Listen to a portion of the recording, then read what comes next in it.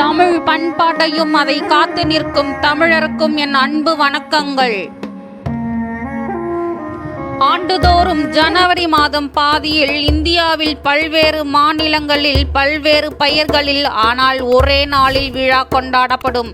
தமிழகத்தில் பொங்கல், வட இந்தியாவில் சில மாநிலங்களில் மகர சங்கராந்தி என்ற பெயரில் இது அழைக்கப்படுகிறது. இந்த காலம் என்பது ஜோதிட சாஸ்திரப்படி உத்தராயண காலம் துவக்கமாகும். அதாவது சூரியன் தெற்கில் இருந்து வடக்கு நோக்கி பயணிக்க துவங்கும் காலமாகும். இந்த காலத்தில் கேரளாவில் சபரிமலையில் மகர ஜோதி என்ற பெயரில் ஒரு விழா நடக்கிறது. அதாவது சபரிமலையில் இருந்து பார்த்தால் தெரியக்கூடிய பொன்னம்பலமேடு என்ற பகுதியில் அந்த குறிப்பிட்ட நேரத்தில் ஒரு ஜோதி தெரியும். இந்த ஜோதியை வழிபட சுமார் 41 நாட்கள் விரதம் இருந்து பல பக்தர்கள் இந்த கோவிலுக்கு வருகின்றனர். இந்த வீடியோக்குள்ள போறதுக்கு முன்னாடி ஸ்பிரிச்சுவல் அட்வென்ச்சர் ஜர்னி சேனலை சப்ஸ்கிரைப் செய்யவும். ஞானமாகிய அறிவு தானாகவே பிரகாசிப்பது ஜோதி. அந்த ஜோதியின் வடிவமாகவே ஐயப்பன் விளங்குகிறார். காந்தமலை ஜோதியே சரணமையப்பா என்ற கோஷம் வானை பிளக்கும் நட்சத்திர கூட்டத்தின் மத்தியில் செந்தனல் வானத்தில் ஓர் ஒளி தென்படும். அதுதான் அந்த மகர ஜோதி. இந்த மகர ஜோதி என்பது ஐயப்பன் வரலாற்றில் மிக முக்கியமான ஒன்று. அதாவது ஐயப்பனை வளர்த்தவர் அவரை அரசராக்க எண்ணினார். ஆனால் ஐயப்பன் துறவரம் செல்ல விரும்பி காட்டிற்குள் சென்று விட்டார்.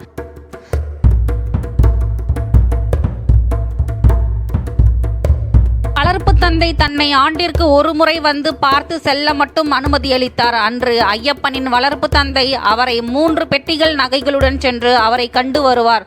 இந்த நிகழ்வே மகர ஜோதி நிகழ்வாகும்.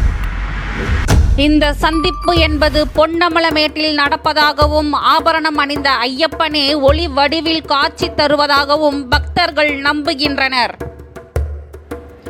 மகர ஜோதி வானத்தில் ஆண்டுதோறும் ஜனவரி 14 மாலை 6:30 மணி அளவில் மகர சங்கராந்தி என கூடப்படும் நாளென்று தோன்றும் நட்சத்திரம்.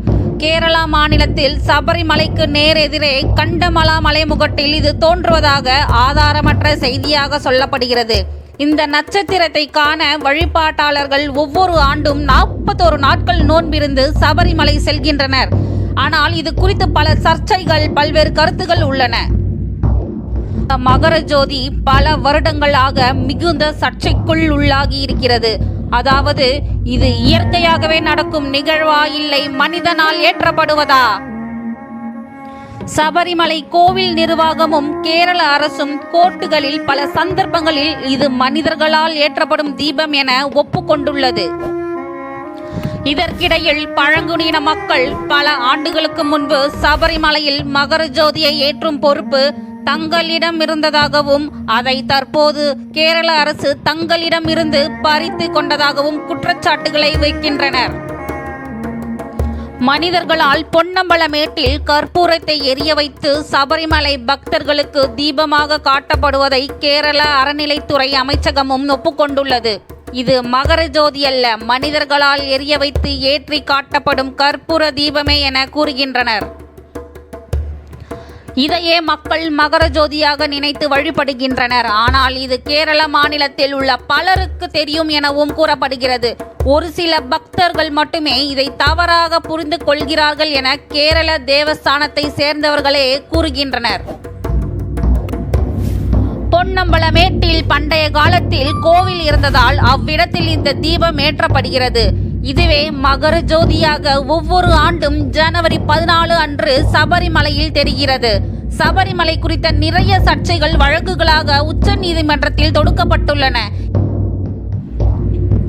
இவ்வழக்குகளின் விசாரணையின் போது கேரள உச்ச நீதிமன்றத்தின் கேள்விகளுக்கு பதில் அளிக்கையில் இது மனிதர்களால் ஏற்றப்படுவது என கேரள அறநிலைத்துறையும் கோவில் நிர்வாகமும் ஒப்புக்கொண்டுள்ளது. மகர ஜோதி தெய்வீக அதிசயமா அல்லது மனிதனால் ஏற்படுத்தப்படும் ஒளியா என்ற சர்ச்சையில் பக்தர்களின் நம்பிக்கை பாதித்துள்ளதா? இளம் தலைமுறையினர் மகர ஜோதியை எப்படி பார்க்கிறீர்கள் என்று உங்கள் கருத்துக்களை கீழே உள்ள கமெண்ட் பாக்ஸில் பதிவிடவும். மேலும் இது போன்ற ஆன்மீக செய்திகளை பற்றி தெரிந்து கொள்ள நமது சேனலை சப்ஸ்கிரைப் செய்யவும். இந்த வீடியோ உங்களுக்கு பிடித்திருந்தால் உங்கள் நண்பர்களுக்கு ஷேர் செய்யவும். நன்றி, வணக்கம்.